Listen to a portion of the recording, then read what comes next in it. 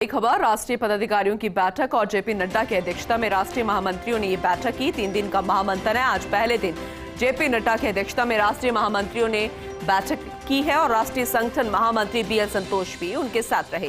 दरअसल जेपी नड्डा ने भाजपा के राष्ट्रीय महामंत्रियों की बैठक ली। इस दौरान तरुण चुग, अरुण सिंह, कैलाश विजयवर्गीय, डी पुरंदेश्वरी, विनोद तावड़े समेत सभी बैठक में मौजूद रहे। दिल्ली रोड पर लीला होटल पैलेस में ये बैठक आयोजित की गई।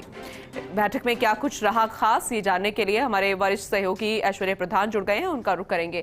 ऐश्वर्य, बेहद खास होगी ये बैठक, आज पहला दिन था, क्या कुछ रहा इसमें? देखिए, ये जो राष्ट्रीय महामंत्री हैं, इनके ऊपर संपूर्ण देश के विभिन्न राज्यों की विभिन्न महामंत्रियों के पास जिम्मेदारियां हैं।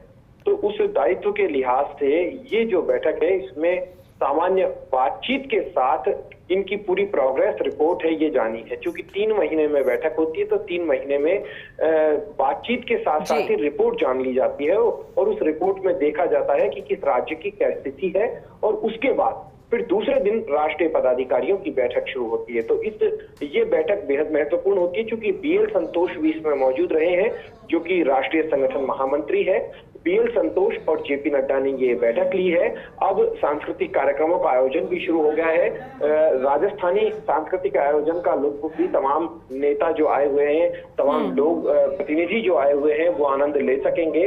और उसके बाद भोजन का कार्यक्रम भी है, जो साथ में ही चल रहा है। राजस्थानी व्यंजन यहाँ पर परोसे गए हैं, राजस्थानी संस्कृति की झलक यहाँ पर दिखाने की कोशिश की गई है।